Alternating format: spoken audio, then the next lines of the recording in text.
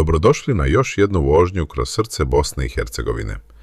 Danas vas vodimo na kratko, ali veoma zanimljivo putovanje kroz centralni dio zemlje, vožnju iz Novog Travnika prema Vitezu. Nalazimo se u regiji poznatoj kao Lašvanska dolina, jednom od najvažnijih prometnih i privrednih područja srednje Bosne. Ova dolina stoljećima je bila prirodni koridor koji povezuje različite gradove, naselja i trgovinske puteve. Vrijeme je mirno i ugodno, idealno za vožnju. Cesta je pregledna, a krajolik koji nas okružuje otkriva tipičnu sliku centralne Bosne. Blaga brda, zelene livade i naselja koja su rasla uz rijeku i putne pravce. Na ovom dijelu putovanja koristimo magistralne puteve M16.4 i M5, jedne od važnih saobraćajnih arterija koji povezuju mnoge gradove u unutrašnjosti zemlje. Dok napuštamo Novi Travnik, grad koji je poznat po svojoj industrijskoj prošlosti i planskoj izgradnje tokom druge polovine 20. stoljeća, pred nama se otvara cesta koja vodi kroz dinamičan i živ dio Lašvanske doline.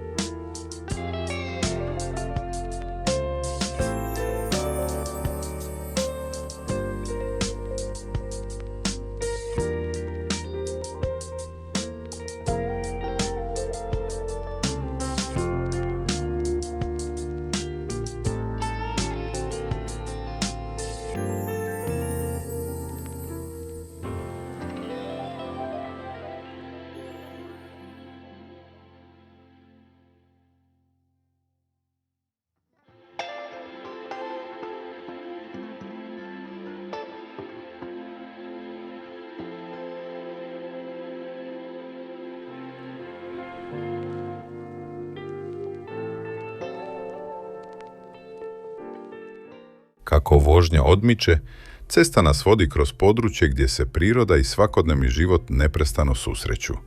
Sa jedne strane puta nalaze se porodične kuće, male radionice i lokalne prodavnice, dok se sa druge strane prostiru livade i obronci brda koji okružuju dolinu. Lašvanska dolina je poznata po svojoj gustoći naselja.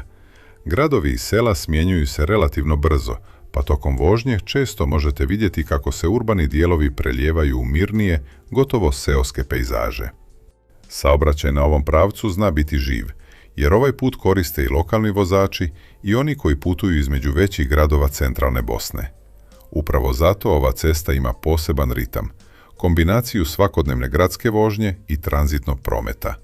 Tokom vožnje primjećujemo i tipičnu arhitekturu ovog kraja, kuće sa kosim krovovima, dvorišta puna voćaka i male bašte koje pokazuju koliko je život ovdje povezan sa prirodom. Poseban šarm ovakvim vožnjama daje i pogled prema okolnim planinama. Brda koje okružuju dolinu stvaraju prirodan okvir oko puta i podsjećaju nas koliko je ovaj dio Bosne bogat prirodnim pejzažima. Kako se približavamo Vitezu, saobraćaj postaje nešto intenzivniji.